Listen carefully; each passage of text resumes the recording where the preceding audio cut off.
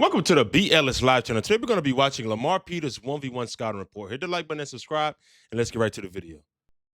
Hey, listen, we try to get to 10K, man.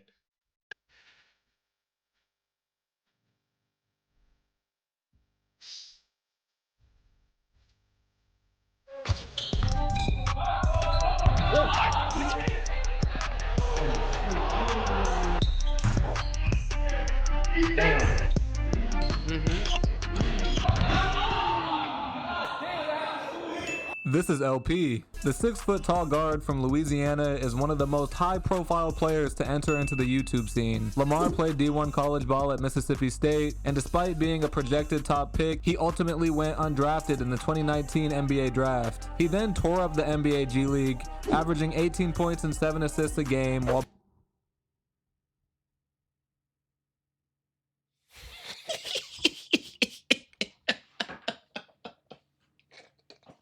being heralded as the best ball handler in league history. So when I saw that Lamar was gonna start playing in YouTube 1s, I knew he would immediately dominate. Right?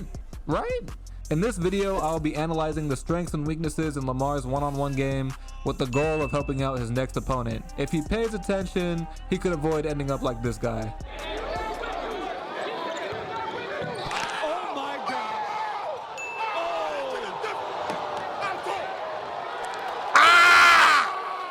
For this video, I analyzed all of Lamar's YouTube 1v1s. He got wins against Bruce, ISO Hove, and Tyler, and his one loss came in an upset to Scoob. And in all these games, the first thing that jumps out is how effective he is at driving left. His first step is insanely quick, and if he gets you to relax even for a second, he has you beat. Too easy. Lamar loves starting off with that little escape dribble to his left, a subtle hesitation that freezes defenders before exploding downhill. Okay,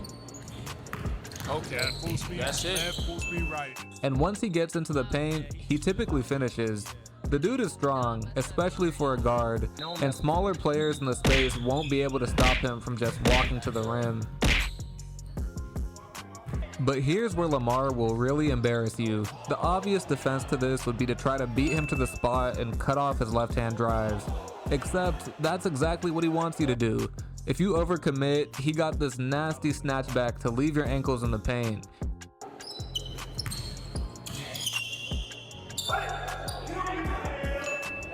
It's an elite counter, and this is why you have to force him right. Anything else, and you're playing directly into his game. Fortunately for defenders, forcing him right actually works. Now, it's not like I'm saying he can't use it. I mean, this is a guy who was just one step away from the league. If you give him a wide open right-handed layup, he's gonna make it. But when defenders force him that way and contest, you can see that he's a little uncomfortable. He really wants to get back to his left, and he'll force up left-handed shots when they're simply not there. This has led to some awkward, off-balance shots and a few terrible misses. Smart defenders will exploit this and force him to finish with his weaker hand.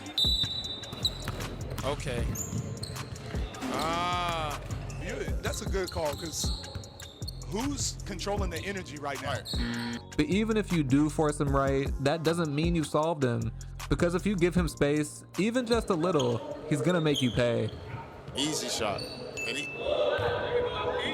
Lamar's jumper is legit. He was an elite shooter in college, he shot over 40% from 3 in the G League, and that same confidence has translated to YouTube. This means that backing up and daring him to shoot isn't really a viable option. He also has one of the quickest releases in the space. Lamar barely needs any separation to get his shot off.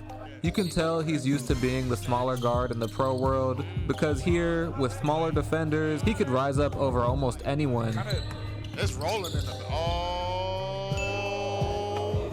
But even with that jumper, there's one specific shot that still gives him trouble, and it's the same issue we saw on his drives.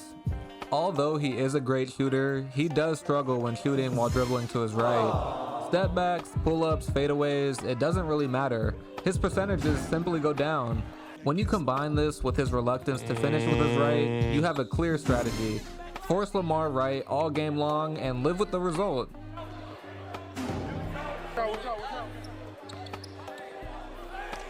I wouldn't say give him his God hand. Don't give him his God hands jump shot. I wouldn't say do that. But force him right for sure. Force him to drive right. That'd be your best Still, bet. what separates Lamar from most players in the space isn't just offense. It's that he actually takes pride on the other end of the floor. Back to another episode of Off the Dribble. We got a tag team 1v1 between 4 juggernauts, man. This might be. Unlike a lot of YouTube guards, Lamar defends. He moves his feet, he plays with intensity, and he doesn't get bullied. Shading him left. He's one of the rare guys who adjusted to how different this environment is compared to the G League. The whistle isn't really gonna save you out here. You've got to be physical, and Lamar's figured that out. Even in his loss against Scoob, Lamar was playing great defense. Scoob just hit some incredible shots, and you have to give him credit for it. Hey, Scoob was hitting some shit, man.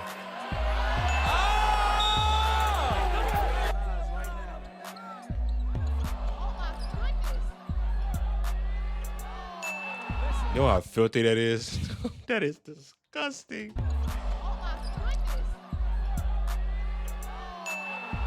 That is. Still, That's his filthy. size and physicality make him one of the few guards that could hold their own defensively against guys like Nas and Rob. With that said, he does have one defensive habit that hurts him: fouling on jump shots. For a guy this experienced, it's pretty surprising. He reaches far too often, he gets caught in the cookie jar, and he ends up giving his opponents way too many free throws. Those freebies let the other guy find a rhythm, and sometimes that's all it takes to flip a game. I'm not gonna lie. Right now, Lamar might be.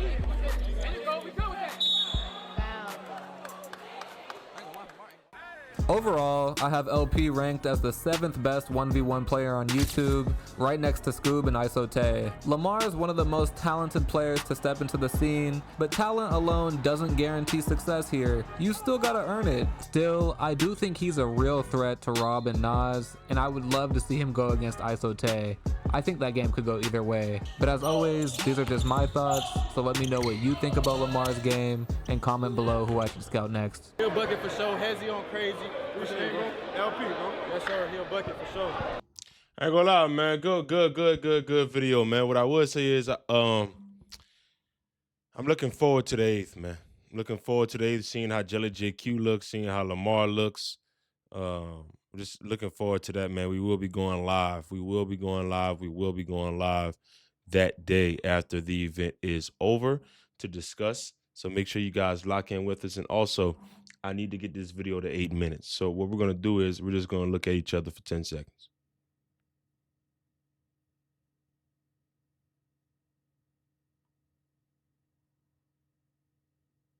All right. See you on the next video. Oh,